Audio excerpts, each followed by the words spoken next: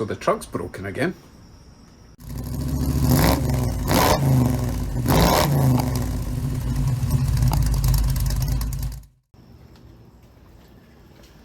Hello YouTubes, so you may have been watching along and I replaced my crankshaft sensor the other day.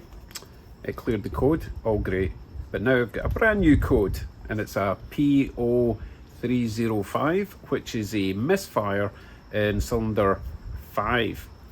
If it was in cylinder 4 it would be P0304. If it's P0 or PO300, that is a random misfire. Don't really want that one because then you don't know where to start. Oh, there's all sorts of possibilities for this misfire. Could be spark plug, could be, or plugs because there's 2 in each cylinder in the Hemi. It could be the coil pack, or it could be something far more sinister. Let's start with the spark plug since that's my cheapest option. I've got 2 brand new plugs, so I'll fit them. Cross your fingers. And then if that doesn't work, we'll move on to the coil packs. Right, it's a fairly simple job to replace spark plugs unless it's a Hemi, and then they're really awkward. And William over at Solar Garage will testify to this, but I'm not removing my brake booster for this one. You know, the big black thing. I'll show you where it is. I've already removed the big plastic cover because that just gets in the way of things. In order to remove that, you would need to remove your intake hose. It's just a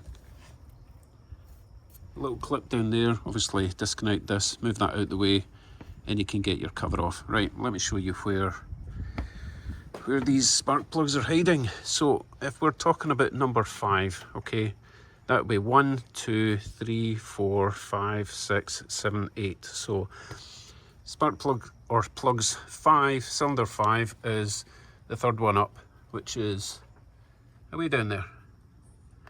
Let me turn the light on for you. That's better.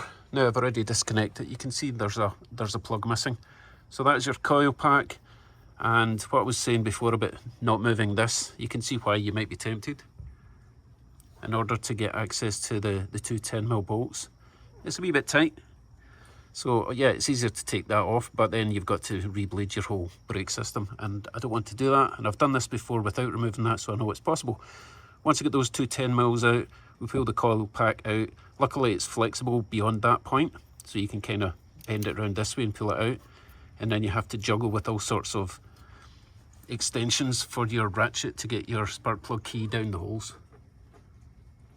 So let me get that off and I'll show you what's left. Okay, I've loosened those 2 10mm, but they're kind of captive within the coil pack itself. So I just thought I would show you how I'm going to take this out and what I was saying about it being flexible. It'll come out and bend upwards. And you can see the sleeves for the spark plugs are bending round quite easily. And it comes out like that. That's what it looks like for 2 sparkling plugs. So now I have to fish those spark plugs out with a combination of different length extensions, which you need to feed in one by one, because you can't just feed a long one in because of the obvious elephant in the engine bay. Funny story about this little light. Bit of a plug as well. I was using this to do my crank position sensor, and I had attached it. It's magnetic at the bottom, right? And I had attached it to the oil pan while I was working. And then today I went looking for it and I couldn't find it because I had left it attached to the oil pan for 2 days. And I went to check this morning and lo and behold, it was still attached to the oil pan. So pretty good. I'm going to provide a link to this. You get a two pack. Someone actually got these for me. It was probably William at Solar Garage again. But really good, rechargeable LEDs. I'll leave a link in the description. Anyway, enough plugging, but I was quite impressed that it was still there after me driving about for 2 days. Anyway, back to work. Let me fish these spark plugs out. This is a combination of plug and extensions I'm using. So let's say your spark plugs are way down the hole. You've only got enough room just to put this in without any extensions. So that drops down to the hole and goes over the spark plug.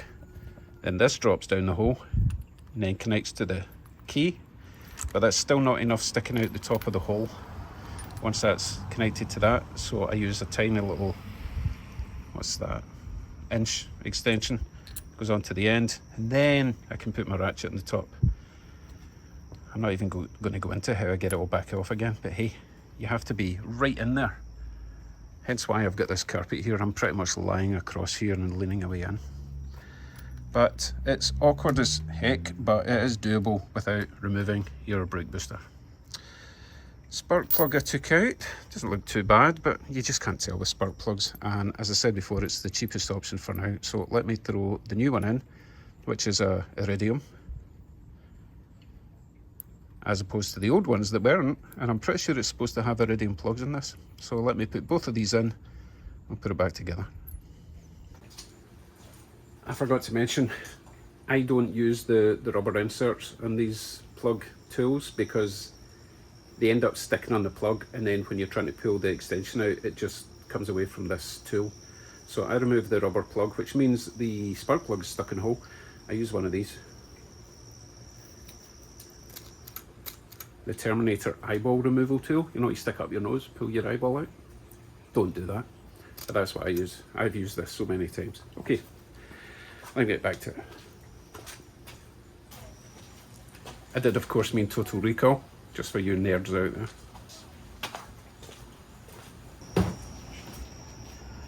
Spark plugs are now back in. I'm just giving my coil pack a bit of a inspection. Can't really tell. I mean, everything is enclosed within this box here, but at least now I know what to look for online. I've got the number on the back if this is faulty, which I don't know yet. Let's get it back in, plug it all back together, start it up.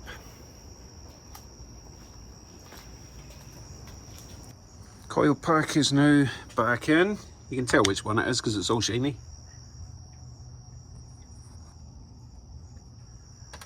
And this time I'm going to remove my work light. Oh, if I can reach it. I'm not putting the cover back on for now because, knowing my luck, I'm going to have to take that coil off and replace it. So let's find out.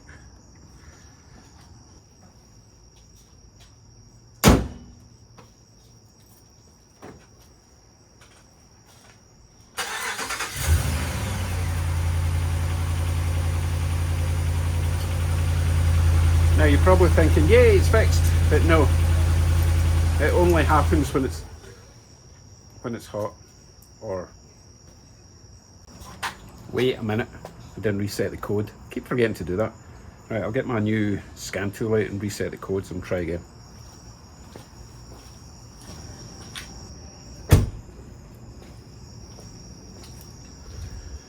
Well, I ran my big scan tool and cleared the code, started it again, triggered the code again, but this time I'm getting multi-cylinder misfire as well as the 05. So I'm going to start with a new coil for cylinder 5. I really hope it's nothing more serious than a coil pack. Anyway, stay tuned, more to follow.